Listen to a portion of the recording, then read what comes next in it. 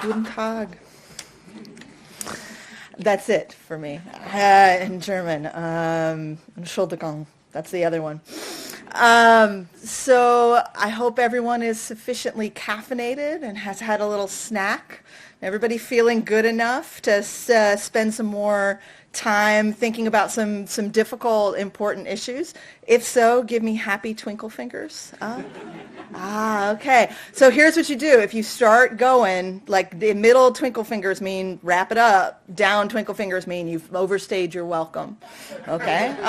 So just let me know. Keep me on track with your twinkling. So I'm really grateful to be invited here for this collection of really important conversations. Really excited, particularly to be part of this segue from the conversation about ideas of technological redemption, because that's very much what my work is about. So I'm here to talk to you very briefly about 7 years of reporting and research I did that became a book called Automating Inequality, How High-Tech Tools Profile, Police, and Punish the Poor. In the book, I tell 3 big stories about the way that new automated decision-making tools are being used in public services across the United States. So I tell a story about an attempt to automate all of the eligibility systems for the welfare programs in the state of Indiana. So that's cash assistance from the government, food stamps or food assistance, and what's called Medicaid or medical assistance for poor and working families. I also tell a story about an electronic registry of the homeless, what I'll call from now on the unhoused. So that's an important distinction, but a subtle one, meaning that there is no one who does not have a home, but there are plenty of people in the United States who don't live in houses or who are forced to live outside because of the housing crisis in our country. So I talk in the book about a tool whose proponents call the Match.com of homeless services. It's supposed to be able to rank unhoused people based on their vulnerability to some of the worst outcomes of being homeless, and match them with the most appropriate available resource. And the third story I tell in the book is about a statistical model that's supposed to be able to predict which children might be victims of abuse or neglect in the future in Allegheny County, which is the county where Pittsburgh is in Pennsylvania. So normally when I talk about the book, when I have a little bit more time, I introduce each of these stories through the words of the folks who shared their stories with me while I was reporting. I'm not going to get a chance to do that today, but I do want to acknowledge that the book wouldn't exist without people who took enormous risks choosing to go on the record and share their stories with me. So these are folks who count on the state for food or shelter, who are currently living outside or currently being investigated by the child welfare system in the United States. They're very vulnerable people, and their choice to share their stories and go on record was both very courageous and very generous. So I want to make sure that I acknowledge that contribution today. So I dedicate the book, Automating Inequality, to a severely disabled young girl named Sophie Stipes. When Sophie was 6, she received a letter from the state of Indiana that explained that she would be losing her Medicaid benefits because she had, quote, failed to cooperate in establishing eligibility for the program. This letter came directly to her. She was 6 years old. She was gaining weight really for the first time in her life, thanks to a life-saving feeding tube and learning to walk for the first time. So the Stipes family was caught up in an attempt to automate all the eligibility processes for the welfare programs in the state of Indiana. The project began when the governor of the time, Mitch Daniels, signed what was eventually a $1.34 billion contract with a group of high-tech companies, including IBM, to create a system that replaced the work of local caseworkers with online applications and private regional call centers. So the result of that program, of that experiment, was 1 million benefits denials in the first 3 years of the experiment. It was a 54% increase from the 3 years before the experiment. And most of them were for this catch-all reason, failure to cooperate in establishing eligibility. And that just meant that someone somewhere in the process had made a mistake. The applicant could have forgotten to sign page 34 of a 50-page application. A caseworker could have misapplied policy, given bad advice. Someone working in a document scanning center could have scanned in some supporting documentation upside down or dropped something behind a desk. But because the system had severed the relationship between frontline caseworkers and the families they served, and because these notices, these failure to cooperate notices, only said there was an error, not what the error was, it meant that the burden, the entire burden of figuring out what had gone wrong and correcting it fell squarely and solely on the shoulders of those requesting services, who were some of the most vulnerable people in the state. And this created an enormous hardship for poor families in Indiana. Kim Stipes, Sophie's mom, told me, during that time my mind was muddled because it was so stressful. All my focus was getting Sophie back on that Medicaid, then crying afterwards because everyone was calling us white trash, moochers. It was like being sucked up into this vacuum of nothingness. So one of the things I want to point out about this system is it doesn't make sense outside of a politics of austerity, an ideology that holds that need will always outstrip resources, and that we have to make really difficult decisions and decide between those people who can have access to their basic human needs and those who will not. So all of the designers I interviewed for the book, they agreed on one idea, which is that the systems that I study, data analytics, matching algorithms, artificial intelligence, are potentially regrettable but necessary systems for doing triage, for deciding whose life is immediately threatened by economic insecurity and who can wait. But the decision to perform triage at all is actually a political choice. And in the absence of a commitment of resources, a level of magnitude greater than we've ever seen before in the United States, what we're actually doing isn't triage, because triage assumes that there are more resources coming. What we're doing is automating rationing.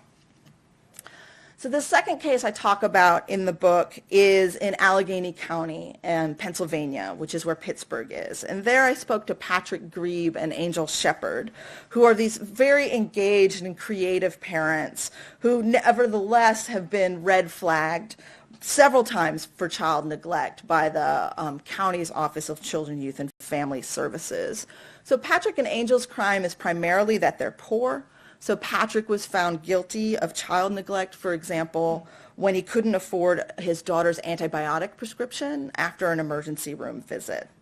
So they live in this kind of constant low-grade terror because they know that this model predicts their risk of harming their children. They know that interacting with children and youth family services in the past increases your risk rating. And so they know every time they reach out for support, their risk rating goes up. So they live in what they describe to me as constant low-grade terror that this new statistical model, the Allegheny Family Screening Tool, will target their daughter or their granddaughter for an investigation and potentially for removal to foster care.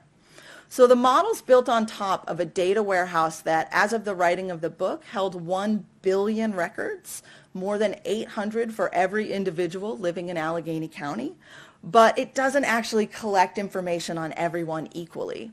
In fact, it primarily receives data extracts from agencies that only interact with poor and working class families. So adult and juvenile probation, the jails and prisons, county mental health services, the State Office of Income Maintenance, which is Pennsylvania's welfare office, the public schools, other agencies that primarily serve to support poor and working families. Of course, professional middle-class families need help with their parenting too, because everyone needs help with their parenting. But because they pay for it out of pocket or with private insurance, their data never actually ends up in this data warehouse, which means that the model itself is limited by the shape of that data set. It limits what the model is able to see and predict. Because it relies almost entirely on information that's only collected on poor and working class families, what parents shared with me is they felt like it was that the model confuses parenting while poor with poor parenting. Like it's a kind of poverty profiling that's similar to the kind of racial profiling that people have concerned about in predictive policing tools in the United States.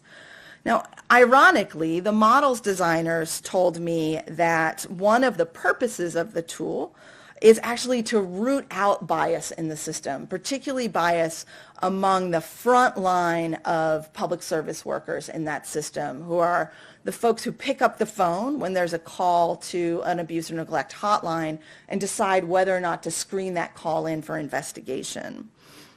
But the model doesn't actually remove bias, it simply moves it. So I have a very smart political science friend named Joe Sauce, and he says that discretion is like energy.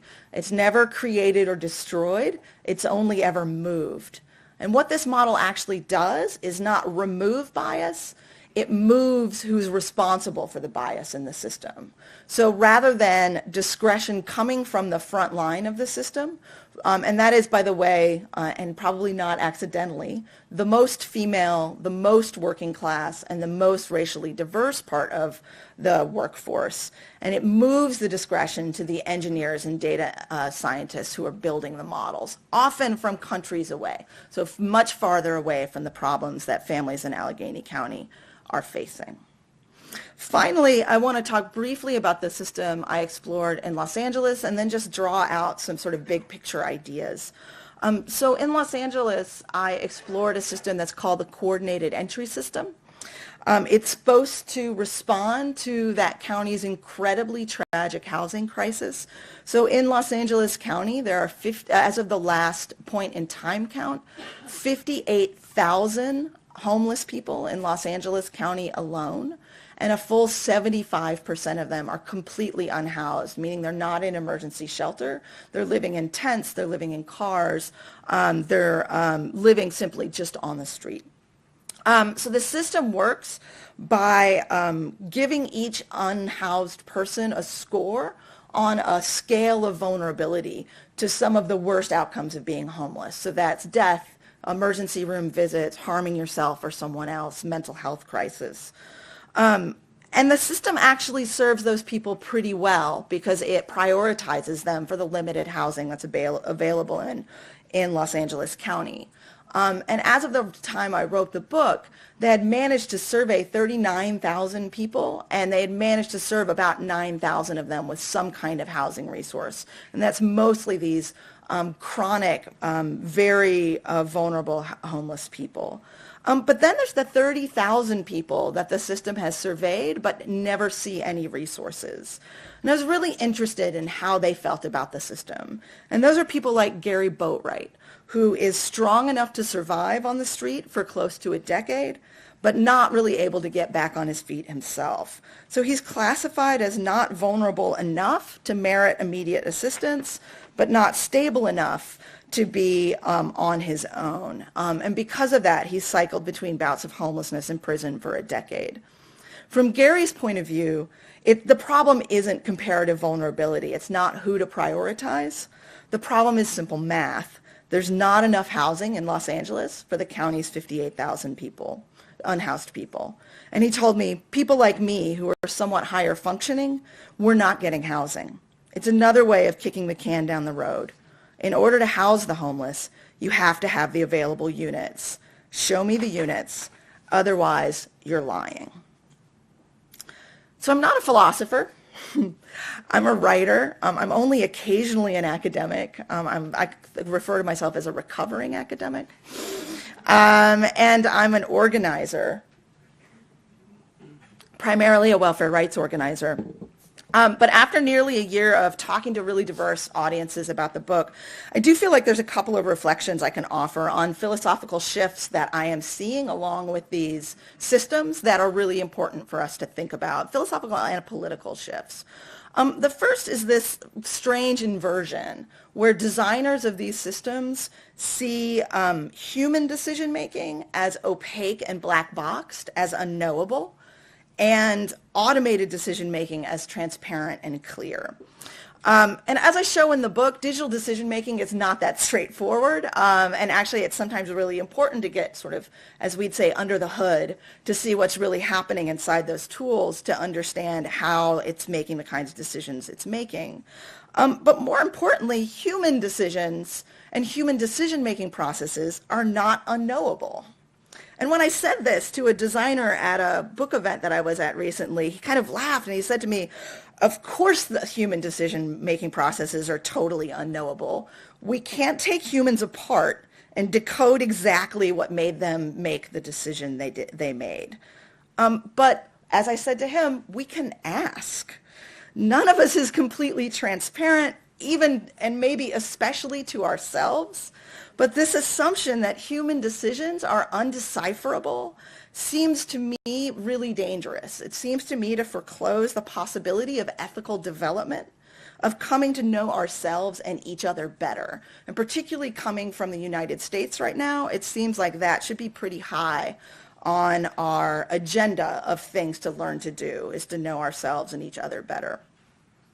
My second concern is the way that these systems can act as empathy overrides, allowing us to outsource to computers some of the most difficult decisions that we currently face as political communities. And I understand the impulse. I don't want to be the homeless services caseworker in Los Angeles County who sees 100 people every week and can only provide 2 of them with a housing resource, if she's lucky. The U.S. housing crisis is a collective failure, though. It's not an individual failure. There's simply not enough affordable housing in any county in the United States to address need. And so we shouldn't leave the solutions to a collective crisis as the responsibility of individual caseworkers. But automating a lottery based on calculations of relative vulnerability, I think is even more dangerous because it threatens to create sort of a moral hierarchy among unhoused people, a narrative that says that the most deserving homeless people are getting housing now, and the rest of those folks, those other 30,000 people, maybe it's not so bad if we banish them from town or send them to jail. That kind of moral calculation, who deserves to attain basic human rights and who is forced from our communities, is a lot easier to do at a digital distance. And that's truly, truly, truly troubling to me.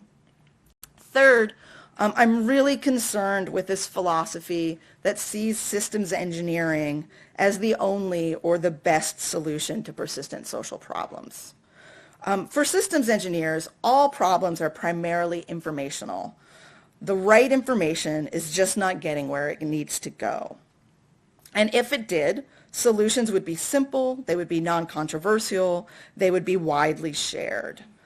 Probably paradigmatic of this idea is the work of Steven Pinker, who in Enlightenment Now quotes David Deutsch, who says, quote, "Everything that's not forbidden by laws of nature is achievable given the right knowledge." And, quote, "Optimism is the theory that all failures, all evils, are due to insufficient knowledge," end quote. So of all the presumptions I've discussed so far, this seems to me the most shockingly, willfully naive. Some people who are very smart about data are very naive about politics. This is simply not how politics or human community works. We have legitimately conflicting values and commitments. We have competing interests. We have irreconcilable views of the world, sometimes even within our own households, not to mention within the world writ large. So having perfect information about, for example, how much permanent supportive housing we need in Los Angeles to address the homeless crisis is of no value at all if residents will, as they have, sue the city if they even attempt to build new storage facilities for homeless people's belongings. So I aspire to keep Deutsch's faith that anything is possible, but I disagree that the solutions are primarily informational. In fact, they're also narrative, political, and moral. In fact, as I say in the book, the solution to bad data may ironically be in telling better stories. So I wrote the book because we deserve better. I believe our people deserve better. I believe our communities deserve better. The fundamental danger of what I call in the book the digital poorhouse is that it demands that we think small, that we work within arbitrarily imposed limits, both on our resources and on our vision. But the political moment we're living in right now, and justice itself, demands that we think big, that we push back against austerity fever. If we're to have a more just future, we have to build it on purpose, brick by brick and bite by bite. If we outsource our moral responsibility to care for each other to computers, we really have no one but ourselves to blame when these systems supercharge discrimination and automate austerity. Thank you so much for your time and for your attention. I look forward to the conversation.